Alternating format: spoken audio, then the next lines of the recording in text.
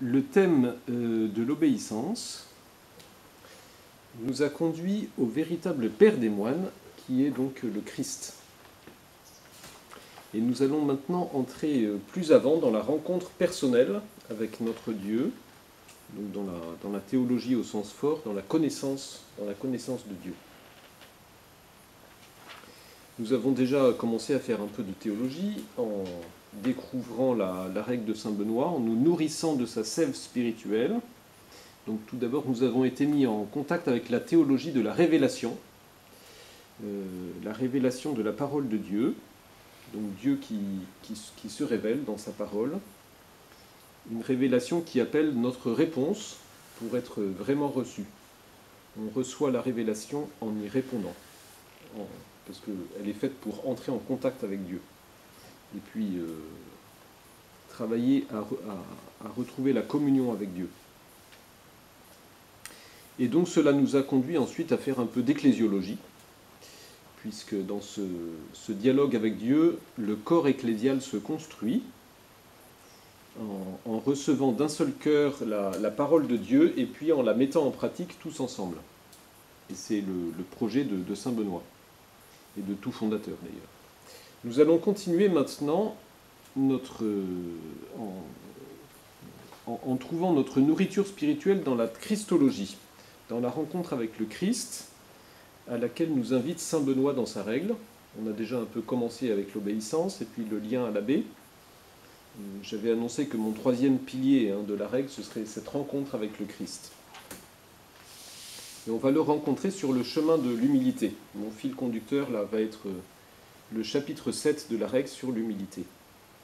Ce chapitre balise un chemin de renaissance, une renaissance à une vie nouvelle dans le Christ. Donc ce chapitre 7 doit beaucoup à Cassien. Voilà, donc, par l'intermédiaire de la règle du maître, Cassien, il présente un itinéraire qui va de la crainte à l'amour. Voilà, on le voit au verset 67, un des derniers versets du chapitre. Ayant gravi tous ces degrés d'humilité, le moine parviendra donc bientôt à cet amour de Dieu qui, devenu parfait, chasse la crainte.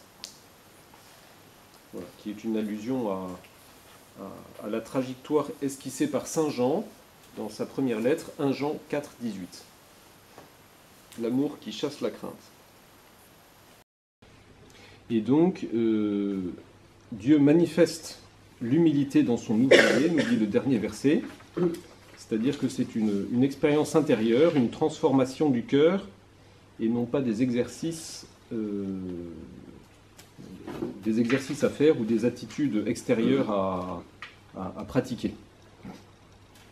Voilà, ce sont des signes qu'un chemin se parcourt.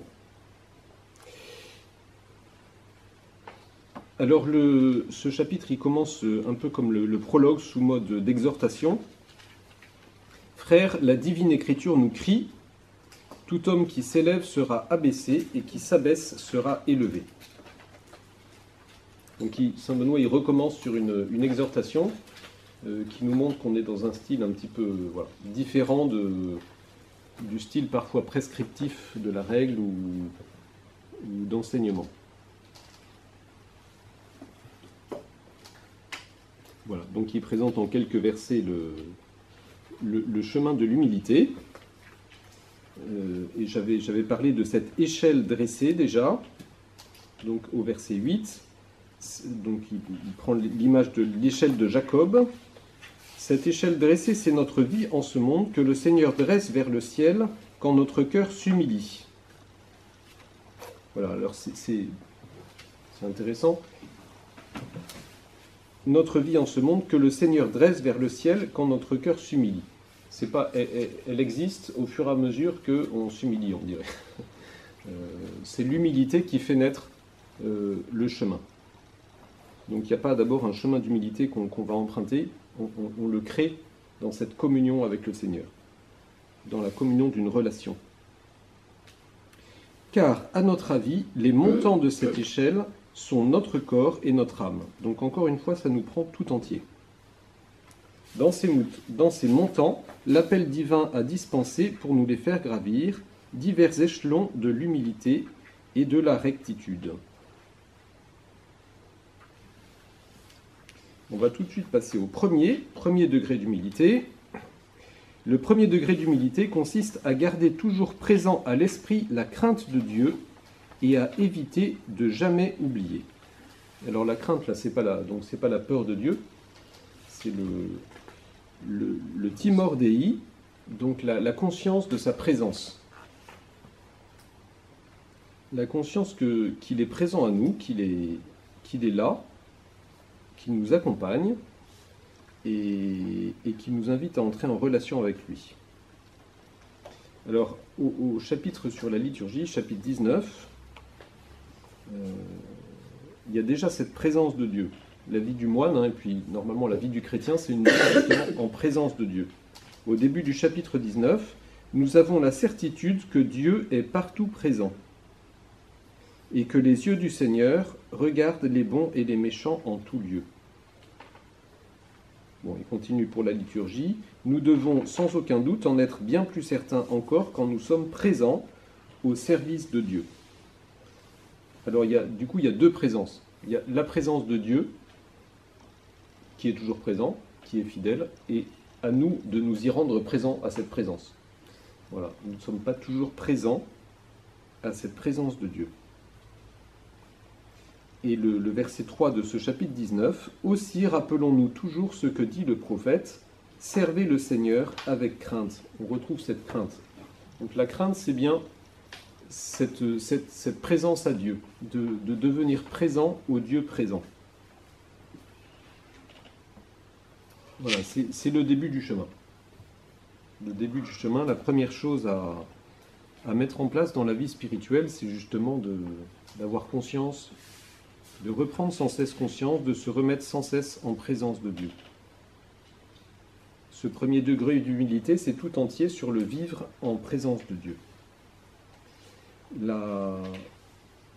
Pour ce qui est de la crainte de Dieu, dans le prologue, on la trouve dès le prologue, en fait, la crainte de Dieu, au verset 12.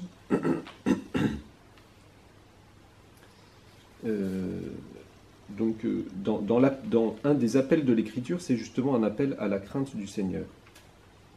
Voilà, donc au verset 8, levons-nous donc enfin, l'Écriture ne cesse de nous éveiller. Et puis après, verset 10, aujourd'hui, si vous entendez sa voix, n'endurcissez pas votre cœur. Et au verset 12, et que dit-il? Que dit le Seigneur? Venez, fils, écoutez-moi, je vous enseignerai la crainte du Seigneur. Voilà. Je vous enseignerai à vous tenir en présence de Dieu, à vous rappeler de sa présence.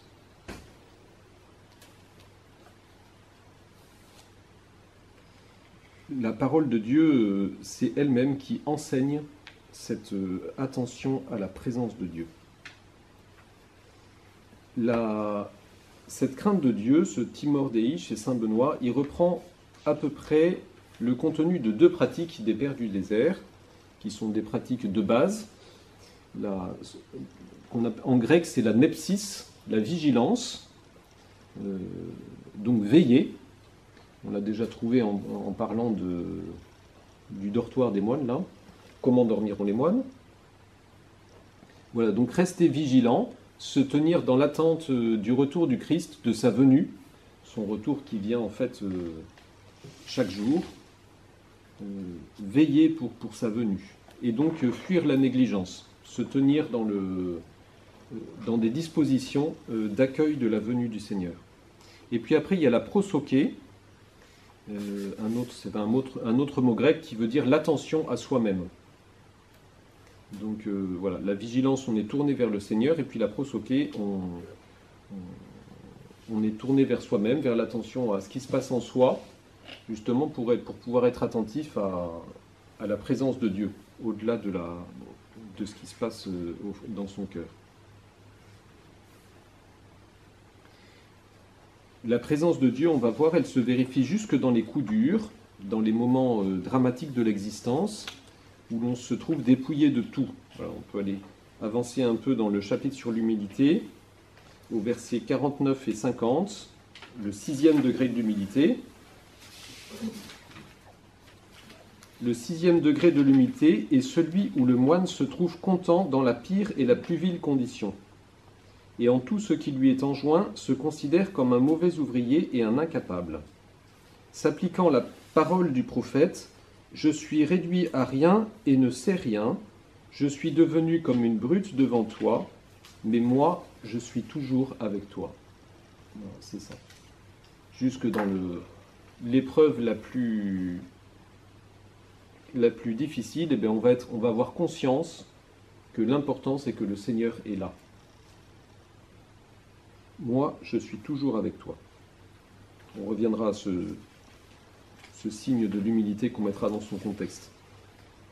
Ce verset, en tout cas, témoigne comme un émerveillement devant la présence inconditionnelle de Dieu. Voilà, et donc c'est pour ça que c'est très important de le mettre en place au départ, cette conscience de la présence de Dieu qui va soutenir dans les moments difficiles. Alors il est intéressant de comparer ce premier degré de l'humilité.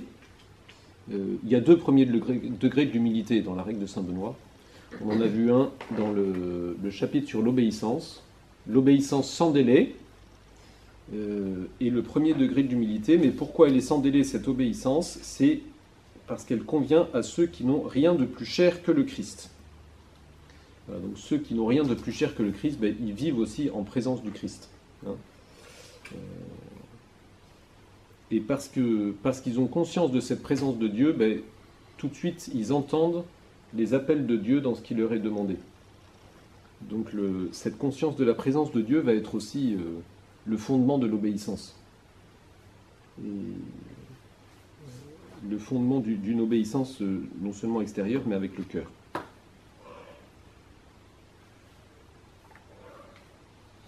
Voilà, l'obéissance qui fait qu'on va s'écarter du mal, voilà, marcher sur ce chemin de liberté, s'écarter du mal, choisir le bien, etc. Et donc dans ce premier degré d'humilité, c'est de cela qu'il est parlé. Au verset 11, on se souviendra toujours de tout ce que Dieu a commandé, se rappelant sans cesse en son cœur que le feu de l'enfer brûle ceux qui méprisent Dieu du fait de leur péché et que la vie éternelle est préparée pour ceux qui le craignent. Donc on retrouve la même dynamique là que l'obéissance. Qui au début, voilà, c'est un peu de crainte et d'attirance. Voilà, mais on en a besoin en fait. Donc on se garde du péché, et puis on pense que du haut du ciel, Dieu regarde toujours, à tout moment, etc. Voilà, donc on vit sous son regard, et ça protège de bien des choses. Et même avec ses pensées. Donc au verset 18, non seulement dans ce qu'on fait, mais dans ce qu'on pense, pour être vigilant sur la malignité de ses pensées, le frère utile, alors là, utile, ça veut dire utile pour son salut, c'est pas utile pour une utilité matérielle, le frère utile répétera sans cesse en son cœur, « Je serai sans tache devant lui, quand je me garderai de mon iniquité. » Voilà, on a conscience de sa faiblesse, qu'on peut choisir le bien, mais qu'on peut choisir aussi le mal. Voilà, et après il continue sur la conscience de cette faiblesse, justement. Donc verset 19 sur la volonté propre. Quant à notre volonté propre, l'Écriture nous l'interdit quand elle nous dit « Détourne-toi de tes volontés ». La volonté propre, chez saint Benoît, c'est pas mes choix, c'est la volonté égoïste, la volonté égocentrée. Voilà, donc c'est de cet égoïsme qu'il s'agit de se détourner.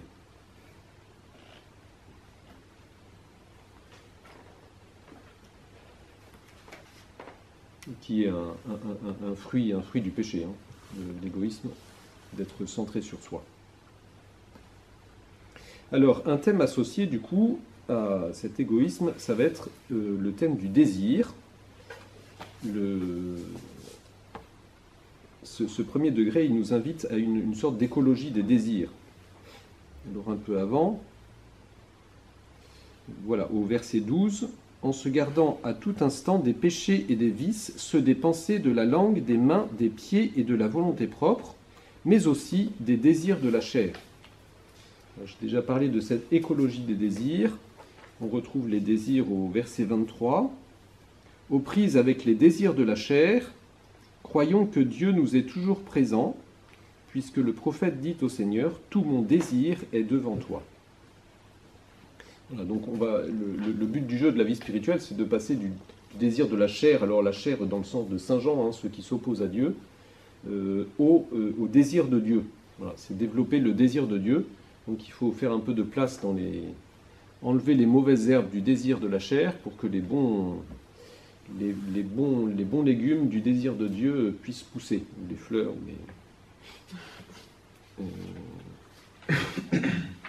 voilà, faire de la place dans le cœur en tout cas, pour les vrais désirs. Au verset 24 encore, il faut donc prendre garde aux désirs mauvais, car la mort est postée à la naissance du plaisir. Alors, quelquefois on oublie que nous sommes pécheurs. Ça peut arriver. On s'étonne. Et puis après, un peu plus loin, au deuxième degré d'humilité, il y a encore une histoire de désir. Le second degré, au verset 31, le second degré de l'humilité consiste à détester sa volonté propre, encore une fois, sortir de son égoïsme là, et à ne pas se complaire dans l'accomplissement de ses désirs, mais à imiter par des actes le Seigneur qui a dit cette parole « Je ne suis pas venu faire ma volonté, mais la volonté de celui qui m'a envoyé. »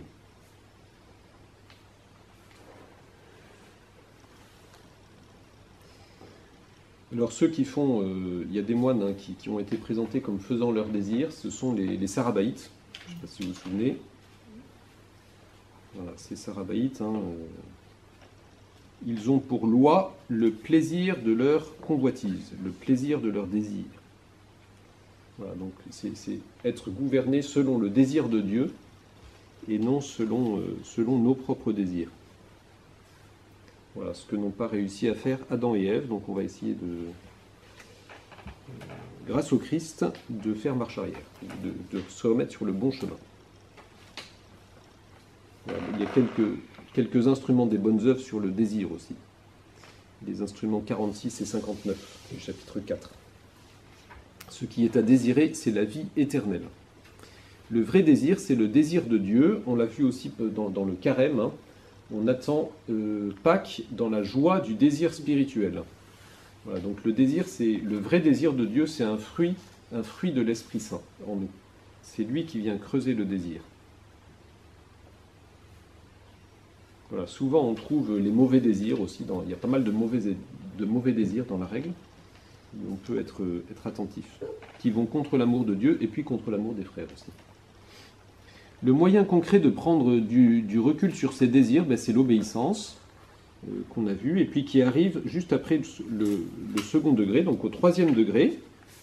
L'obéissance montre plus que le bout de son nez. Le troisième degré de l'humilité consiste à se soumettre à un supérieur en toute obéissance pour l'amour de Dieu, en imitant le Seigneur dont l'apôtre dit « Il s'est fait obéissant jusqu'à la mort ». Voilà, donc une obéissance qui va jusqu'au bout. Pourquoi ? Parce qu'elle déniche nos désirs. Elle nous oblige, l'obéissance nous oblige à discerner quels sont nos désirs. Parce qu'on se retrouve à la demande d'un autre qui peut correspondre à notre désir profond, mais qui peut ne pas correspondre complètement à nos désirs aussi. On me demande quelque chose, alors du coup, je me retrouve face à mon désir, qui est contrarié, qui est frustré, et je vais devoir gérer cette affaire-là. C'est là où voilà, l'obéissance entre en jeu.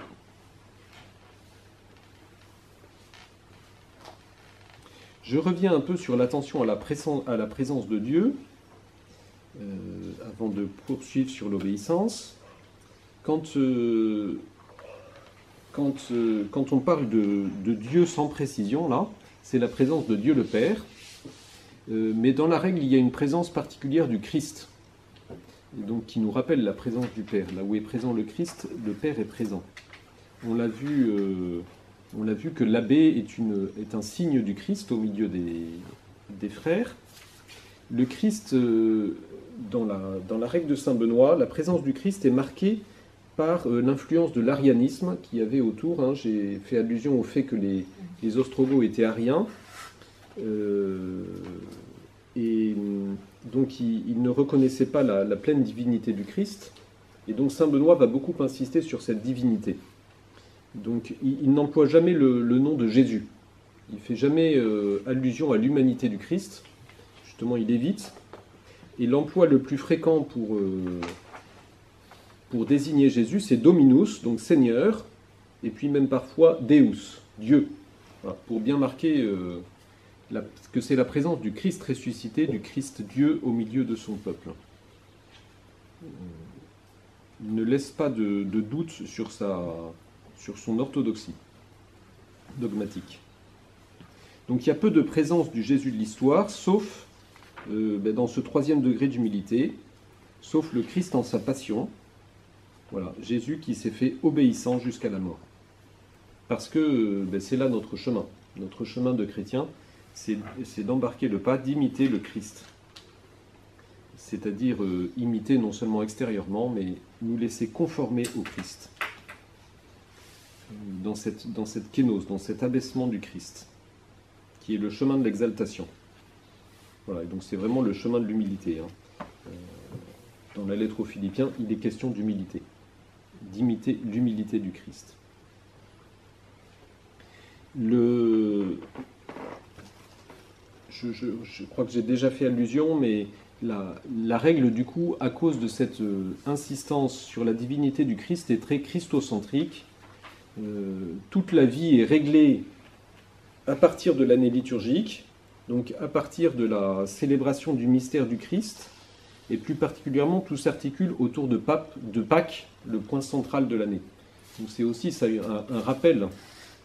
Voilà, la liturgie, c'est le rappel constant de la présence de Dieu et dans son salut, de son salut. Et tout va être fait en fonction de ça, donc les temps de travail et de lecture, les heures des repas et de jeûne, etc. Donc tout est en fonction du mystère du salut. Voilà, le Christ devient fondement de la vie communautaire. L'abbé aussi, on l'a vu hier, est témoin d'une nouvelle socialité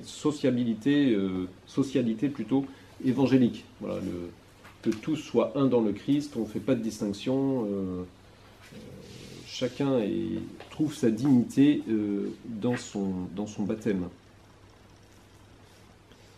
Au chapitre 63, sur le rang en communauté, on reçoit notre rang en communauté non pas en fonction de l'âge ou de la classe sociale, mais simplement, Saint Benoît insiste beaucoup, simplement en fonction du moment où on est arrivé. Donc de notre nouvelle naissance, il s'agit aussi d'une nouvelle naissance dans la famille monastique. Voilà. Celui qui est arrivé à la 10e heure sera toujours l'aîné de celui qui est arrivé à la 11e heure. Et c'est très important. Voilà, et c'est toujours par référence au Christ auquel on ne doit rien préférer. Ce Christ qui va, au chapitre 72, c'est lui qui va nous mener tous ensemble à la vie éternelle.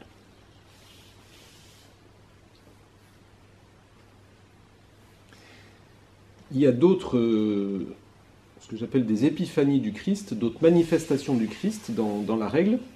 Donc on a pas mal parlé de l'abbé déjà, qui arrive au 3e degré d'humilité, donc le supérieur, on obéit au supérieur. C'est une épiphanie privilégiée, une manifestation privilégiée, mais cet abbé, donc, on a vu déjà hier que saint Benoît est conscient qu'il peut être défaillant, et ça va faire partie aussi du chemin de l'humilité. La défaillance possible de l'abbé est prévue donc dans le chapitre 4, comme on a vu, quand il ne fait pas ce qu'il dit, mais aussi dans les degrés de l'humilité, ça peut faire partie du chemin spirituel du moine. Alors le 4e degré d'humilité consiste à garder délibérément patience, en silence, dans l'obéissance aux ordres difficiles et contrariants, voire même dans n'importe quelle situation d'injustice, qu'elle soit réelle ou imaginaire. Quelquefois on imagine que c'est une injustice, mais ça n'en est pas une vraie. C'est pas juste. Voilà, c'est simplement qu'on n'a pas tout à fait compris. Mais en tout cas, ça fait partie... voilà, on peut ressentir une injustice. Voilà, et là on va supporter courageusement, nous dit le verset 36, sans se décourager ni fuir. L'Écriture dit en effet, celui qui persévérera jusqu'à la fin, celui-là sera sauvé. De même, conforte ton cœur et supporte le Seigneur. Voilà. C'est le Seigneur qui nous veut du mal.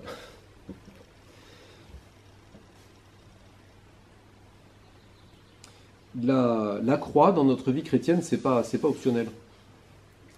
Voilà, il ne faut pas s'étonner qu'elle arrive parce que c'est le chemin. Voilà, et donc quelquefois ça passe par ceux qui nous veulent du bien pourtant. Et il faut qu'on passe par ce moment de purification. Verset 40. De même, dans un autre passage, l'Écriture dit « Dieu, tu nous as éprouvés, tu nous as décapés par le feu, comme on décape l'argent par le feu. Tu nous as fait tomber dans le piège, tu nous as mis sur le dos d'écrasants fardeaux. » Voilà, quelquefois on n'en peut plus, comme ça. Et pour montrer que nous devons être soumis au supérieur, elle ajoute « Tu as mis des hommes au-dessus de nous. » Nos problèmes viennent toujours des autres. C'est bien connu. Voilà, mais donc ça fait partie du chemin. Et il doit en ressortir en tout cas un changement d'attitude par rapport à la violence. Donc ça c'est à partir du verset 42 et 43. Ainsi, gardant avec patience dans l'adversité et l'injustice le précepte du Seigneur que ceux qu'on frappe sur la joue tendent l'autre, à qui il leur enlève leur tunique, qu'ils laissent aussi leur manteau, engagés pour 1000, qu'ils en fassent 2. Avec l'apôtre Paul, qu'ils supportent les faux frères et souffrent persécution, qu'ils bénissent ceux qui les maudissent. Voilà, changement d'attitude vis-à-vis de ces violences qui nous sont faites, et on ne répond pas à la violence par la violence. Ça, grand signe de l'humilité, et grand fruit de l'humilité. Parce qu'on imite le Christ à ce moment-là, qui ne s'est pas rebellé en sa passion.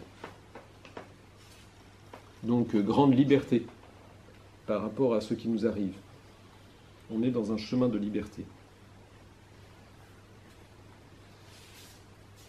Alors, on peut voir aussi dans les chapitres 68 à 70, donc l'obéissance aux ordres impossibles, on est dans ce cas-là. Hein. Et puis après, ne pas frapper son frère. Voilà, on gère sa violence. Tout un programme de gérer sa violence. Ensuite, une autre manifestation du Christ que je dis au passage, mais ce sont les hôtes et les malades. On les a déjà rencontrés.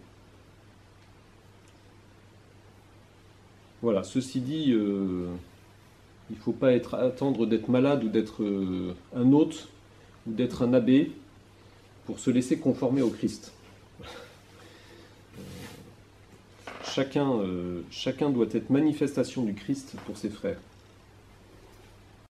Alors à partir du 5e degré d'humilité, justement on rentre dans encore plus profondément, parce qu'on y est déjà, hein, mais dans le chemin de conformation personnelle au Christ, d'être refaçonné à l'image du Christ. Donc voilà, le 4e degré n'était pas très drôle. Le 3e, ça se gâte. Le 4e, c'est pas très drôle. Le 5e, il nous dit que dans ce chemin où on passe par la détresse, il est bon d'être accompagné, de ne pas être tout seul, parce qu'on marche, on marche en église, justement. Le 5e degré de l'humilité consiste à manifester à son abbé ou à son père spirituel, par un humble aveu, les pensées mauvaises qui nous viennent au cœur et les fautes cachées que l'on a commises. Évidemment, quand on se sent victime d'injustice ou quand on l'est vraiment, il y a pas mal de pensées qui viennent. Et donc, il vaut mieux ne pas tourner dans ces pensées mortifères à victimiser, etc. Mais les dire, ça permet de s'en débarrasser. Et donc, c'est aussi un dépouillement. On se dépouille, voilà, on est dépouillé. La vie nous dépouille, et là, on participe à ce dépouillement. L'Écriture nous y exhorte quand elle dit « Révèle ta conduite au Seigneur et espère en lui ». Elle dit encore « Confiez-vous au Seigneur, car il est bon, car éternel est son amour ». Et le prophète dit de même « Je t'ai fait connaître ma faute et je n'ai pas caché mes iniquités ». Donc voilà, alors c'est pas c'est bien sûr au Seigneur qu'on dit tout ça. Donc c'est aussi un moyen d'entrer dans cette vie en présence du Seigneur, mais de le faire, de le manifester concrètement. Alors au temps de Saint Benoît, la confession n'existait pas encore. La confession individuelle, il y avait des... Mais c'est un peu, voilà, ça peut être, on peut le comprendre comme la confession ou l'accompagnement spirituel, voilà, ou en tout cas ouvrir son intériorité. Ne pas la fuir, ne pas faire cocotte minute.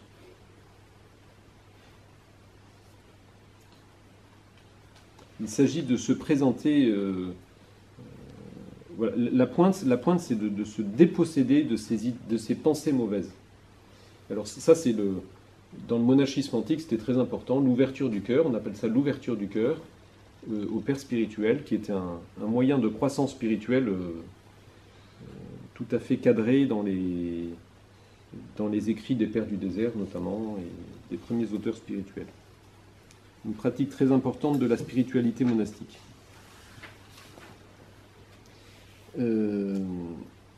Voilà, par préférence pour le Christ.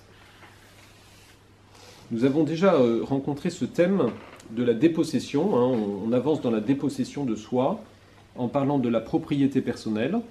On a vu que le moine n'a rien, même son corps ne lui appartient pas, nous dit saint Benoît au chapitre 33, verset 4. Il appartient tout entier au Christ par l'intermédiaire de ses frères.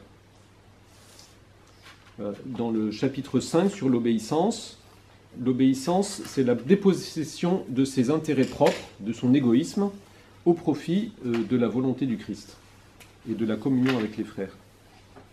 Au chapitre 6, le silence, donc chapitre 6 sur le silence, on se dépossède des paroles, donc d'un certain pouvoir sur les autres, et même des paroles bonnes. Alors, même des paroles bonnes, on ne va pas les dire. La parole donne un pouvoir. Au chapitre 7, on voit la dépossession des désirs égoïstes de la chair, de la violence, de la volonté de vengeance, de se faire justice soi-même. Au chapitre 54, ça c'est sur les cadeaux qui pourraient nous être faits, notamment des parents, des proches, des gens qui passent. Donc ces cadeaux, on les apporte à la communauté par l'intermédiaire du Père Abbé. Donc là, on se dépossède de ce qu'on pourrait recevoir des proches. Alors il y a le cadeau, mais il y a l'affection aussi qui nous est donnée. Voilà, on s'en dépossède au profit de la communauté. Chapitre 57, c'est les artisans. Les artisans, voilà, si on leur demande d'exercer leur art, ils l'exercent, et si on ne leur demande pas, ils ne l'exercent pas. Et s'ils l'exercent, ils l'exercent au profit de la communauté. Donc ils se dépossèdent aussi, pour le bien de la communion, de leur talent. Voilà. Et puis après, il y en a plein d'autres. Il y a tous les responsables qu'on invite à se déposséder justement de leur pouvoir. Donc l'abbé, le prieur, le célérier, etc. Les prêtres, de pas se... Voilà, toujours par attention à l'égoïsme, hein, de ne pas imposer son égoïsme aux autres. Et ça, ce sont autant de lieux où ça peut arriver. Alors, 6e degré d'humilité. Donc là, il y a une sorte de libération qui commence à arriver après l'épreuve. Le 6e degré de l'humilité est celui où le moine se trouve content dans la pire et la plus vile condition. Voilà, ça lui c'est bon. Il est encore dans une pire et vile condition, mais il est content. Voilà. Il est libéré, il a pris de la distance. Et en tout ce qui lui est enjoint, il se considère comme un mauvais ouvrier et un incapable. Alors là, c'est pas de la dépréciation de soi, hein, c'est de la distance vis-à-vis de soi. Voilà, l'égoïsme n'est plus au centre, en fait. Il ne cherche plus à être reconnu, aimé, à avoir de l'influence, etc. S'appliquant la parole du prophète, « Je suis réduit à rien et ne sais rien. Je suis devenu comme une brute devant toi, donc un animal de somme. Mais moi, je suis toujours avec toi. » Voilà, c'est là le secret. Je suis toujours avec toi. En fait, il ne préfère rien au Christ, à la présence du Christ. Et après le 7e degré consiste non seulement à se dire de bouche le plus petit et le plus méprisable, mais encore à s'en pénétrer au plus intime de son cœur. Voilà, il en est persuadé. C'est rentré. À s'abaisser en disant avec le prophète, « Pour moi, je suis un ver et non un homme, la dérision des hommes et le mépris du peuple. Je me suis élevé, j'ai été humilié et couvert de confusion. Et de même, il m'est bon que tu m'aies humilié pour que j'apprenne tes commandements. » Voilà, en gros, c'est celui qui n'est plus au centre. Voilà, il a été remis à sa place, merci Seigneur. On est beaucoup plus libre à sa place qu'au centre. C'est terrible d'être au centre de l'attention de tous. De manière imaginaire. souvent c'est un fruit de l'imagination. Voilà, on est remis à sa place et donc c'est beaucoup plus confortable. Voilà, mais il faut du temps pour y arriver. Et parfois des petites leçons. En tout cas, voilà, la personne, elle est intégrée, elle est capable d'accepter sa propre faiblesse, d'être tenue pour rien, de ne pas avoir de vrai lieu d'épanouissement à l'extérieur, mais son lieu d'épanouissement est à l'intérieur, dans sa vie intérieure. Voilà, elle a rien à l'extérieur, mais elle n'en est pas anéantie, tout va bien. Ça ne veut pas dire que ça gratte pas, mais ça ne détruit pas. Parce que son point d'ancrage est dans sa relation avec le Seigneur. Voilà, et puis au 8e degré, ça y est, une nouvelle liberté est acquise. Le 8e degré de l'humilité est celui où le moine ne fait rien qu'il n'y soit encouragé par la règle commune du monastère et les exemples des anciens. Voilà, là c'est la pleine liberté. Il est rentré, le signe c'est cette obéissance qui est facile, tout est facile.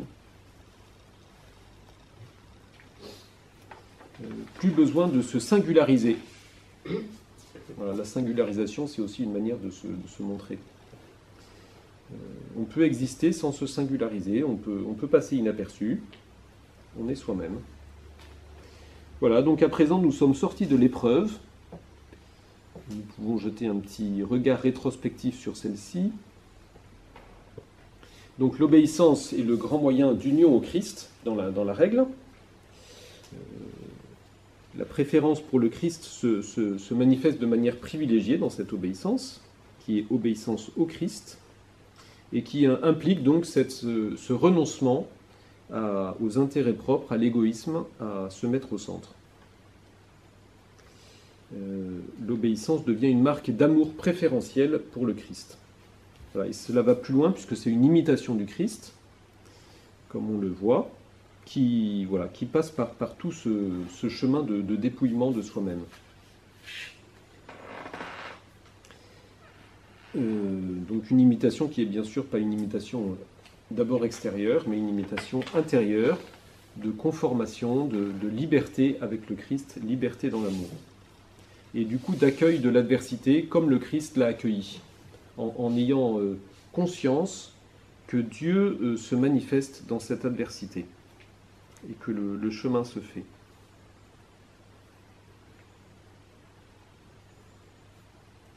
Alors après, une fois ce chemin parcouru, Saint Benoît ne fait plus référence au Christ. En fait, c'est intégré. Voilà, à partir même du 8e degré d'humilité, voilà, même 7e déjà. Bon, 6e, 7e, on peut y voir encore l'image du Christ, mais à partir du 8e, on n'y fait plus référence. En fait, c'est intégré. Voilà, cette union au Christ. Le moine est devenu icône du Christ, manifestation du Christ pour ses frères. Il n'a pas besoin de la produire artificiellement. Alors, cette humilité va avoir pour fruit la vraie charité, parce qu'on se souvient qu'on passe de la crainte à l'amour. Donc, les derniers degrés, ils sont plutôt sur la charité. Ils sont liés à la charité. Le 9e degré d'humilité est celui où le moine garde sa langue et, cultivant l'amour du silence, ne parle que s'il est interrogé. Voilà, il ne s'impose plus par sa parole. L'Écriture montre qu'en parlant beaucoup, on n'évite pas le péché et le bavard ne se gouverne pas sur la terre. Celui qui ne peut pas tenir sa langue, ça c'est un grand truc des livres de sagesse. Donc pour éviter le péché, donc là il évite la médisance. Sans doute Alors, le 10e degré de l'humilité est celui de qui n'est ni enclin ni prompt au rire, car il est écrit « En riant, le sot élève la voix ». Donc le rire du sot est opposé à la sobriété du sage, dans le Siracide.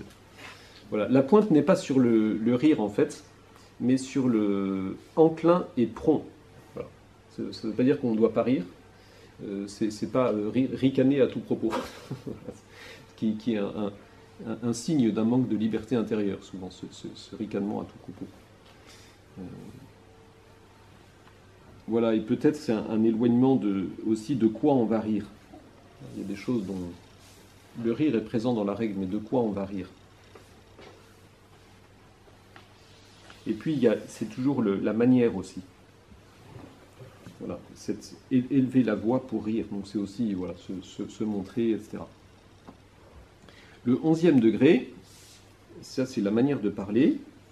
Le 11e degré de l'humilité est celui où le moine, quand il parle, le fait calmement et sans rire, encore une fois, humblement et avec sérieux, en peu de mots et raisonnable, et sans éclat de voix. Comme il est écrit, le sage se reconnaît à la rareté de ses paroles. Alors on est encore dans le relationnel, hein, la manière de se relationner aux autres. Alors là, saint Benoît a notamment ajouté quelque chose qui lui est très propre, c'est les paroles raisonnables. La règle du maître mettait des paroles saintes, pieuses. Alors saint Benoît, plusieurs fois, il change ses paroles saintes en paroles raisonnables. Voilà. Il faut que ce soit compréhensible. Pas seulement des petites pensées pieuses, là, pour faire passer les choses. Non. Il faut qu'on puisse en parler. Saint Benoît aime ce qui est concret, ce qui permet d'être en relation paisible. Il y a un lien encore à la charité dans cette objectivité de la raison. Souvent, justement, on n'est pas dans cette objectivité. Là, il y a une grande sagesse dans le changement qu'opère saint Benoît. Hein. Un mot, mais qui pèse lourd.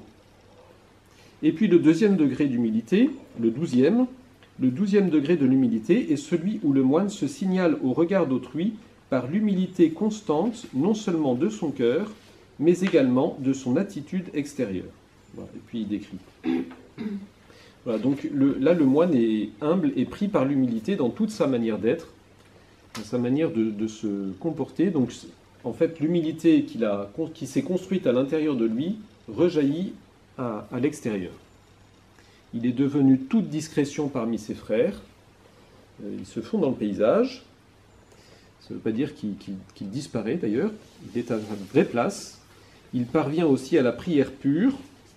Donc ça, c'est un peu plus bas. Il se répète sans cesse en son cœur la parole que le publicain de l'Évangile dit les yeux baissés. « Seigneur, je ne suis pas digne, moi pécheur, de lever les yeux au ciel. » Donc ça, la prière du publicain, c'est un des grands modèles de prière dans le monachisme ancien. Et saint Benoît fait allusion à cette... Ouais, c'est important de le rappeler aux moines, parce qu'ils peuvent avoir tendance à se dire, comme le pharisien, je jeûne plusieurs fois par semaine, je donne ma dîme, etc. Ça pourrait être facilement la prière d'un moine, ça. Sauf que les moines ne sont plus ce qu'ils étaient, ils ne jeûnent plus. Plus assez. Voilà. Enfin, là, il prie la prière pure du publicain, la prière qui justifie. Donc, en fait, voilà, ça veut dire que l'amour du Christ, là, est venu à la première place. À la fin de ce chapitre, hein, on trouve la mention de l'Esprit Saint, et il faut le répéter, que c'est l'œuvre de l'Esprit qui nous permet d'accomplir tout ce chemin, de chasser la crainte pour laisser la place à l'amour du Christ. C'est pas une question d'effort personnel, même s'il y a un effort quand même de se laisser façonner, puis de supporter l'épreuve par laquelle il faut passer. La finale de ce chapitre est comparable à celle du prologue.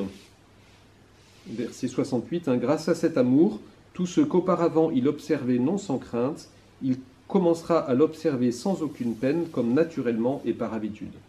Voilà, dans le prologue, c'est le cœur qui s'est dilaté, et puis là, c'est l'habitude qui est rentrée. Il y a quelque chose de, voilà, de souple, de libre qui s'est mis en place. Et on termine sur cet amour qui est aussi le point final de la règle, hein, dans le chapitre 72, le bon zèle de ceux qui sont animés par l'amour de Dieu et par l'amour des frères.